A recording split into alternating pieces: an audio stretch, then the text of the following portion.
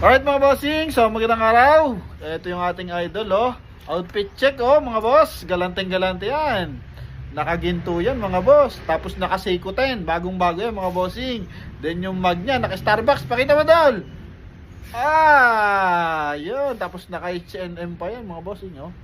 Fully fitted yan mga boss. Kasi may release tayo ngayong Toyota Vios na 2020. Yan, nakuha na agad yung ating bilag na Toyota Vios. So congrats sa ating buyer. So inutang yun mga boss. Bali si bossing, ang budget niya talaga ay 300,000 lang. Pero yung ating Toyota Vios kasi is 480.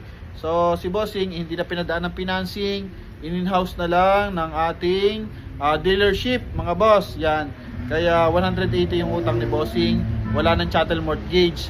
Insurance na lang binayaran. So sila na mismo nagbayad ng insurance para ma-insurance sa sasakyan nila.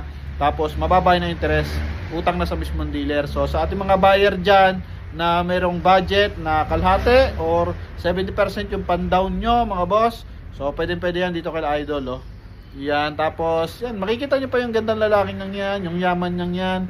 So makikita nyo yan dito mga boss. So sa mga buyer natin interesado, if ever na may matipuhan kayo dito sa ating mga binablog na unit, so silipin nyo baka yan sa financing na 1% o 1.2% lang ang interest mga bossing. Compare mo sa financing na dadaan ng 1.5 or mas mataas pa, then additional charges for chattel mortgage mga boss, no? Yan, so para lang yan sa ating mga unit. Let's say dito sa ating Mirage na to mga bossing, 520 kasi 2020 ano ba? 2024 520. Kung magda-down kayo dito ng above ng 50%, so pwede na yung in-house mga boss, ano?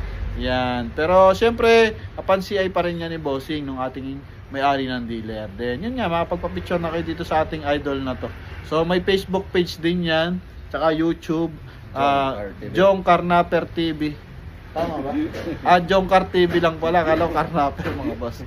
So ilan mga bossing, so magandang araw sa lahat. At abangan nyo yung release ng ating Toyota Vios. Alright, Dol.